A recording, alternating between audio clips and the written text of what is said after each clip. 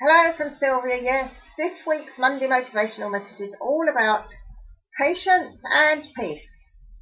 And I want to just tell you my story of last week, which was an incredible learning curve for patience and peace.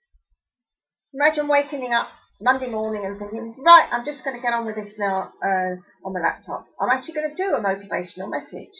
So I thought, go into the laptop and bingo, everything freezes and that's it. Can't do a thing.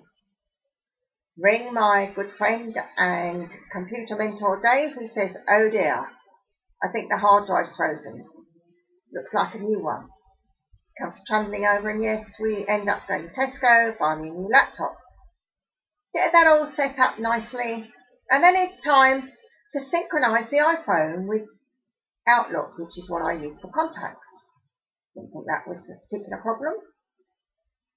And then we find that the iPhone won't sync. So I'm thinking, okay, this is all right, Sylvia, you can deal with this. And I'm quite calm inside.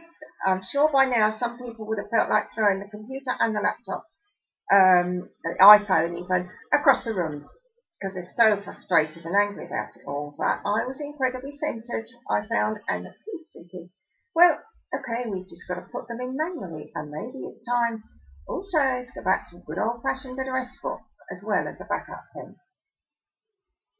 So not only did we end up having a new laptop, we then have to go and get a new iPhone. But thankfully I was due an upgrade, so that was great. So we come through all that, and by the weekend, everything seems fine.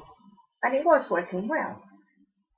The only challenge that we're dealing with now, which I will deal with the utmost patience, and know that everything is in divine order and that maybe we are starting again to push life purpose forward, is we have to still put in a lot more new contacts, because I realised the iPhone hadn't been synchronising probably for weeks.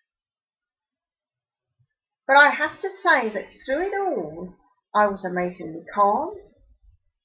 It's like everything I'm teaching, I was fully experiencing last week. I was able to be patient. I was at peace. So I'm going to leave you with the challenge of, when things do seem to come at you and you really want to be and angry and frustrated about it all, take a deep breath, or take a deep breath even. Say to yourself, invoke that peace that we all have within anyway, which is part of us. We just cover it over with clutter and worry and all the other things. And be at peace and have patience to know that everything is in order and will sort out. And just remember what's on the final slide that's coming to round us up.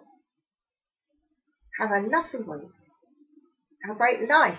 Live in patience and peace.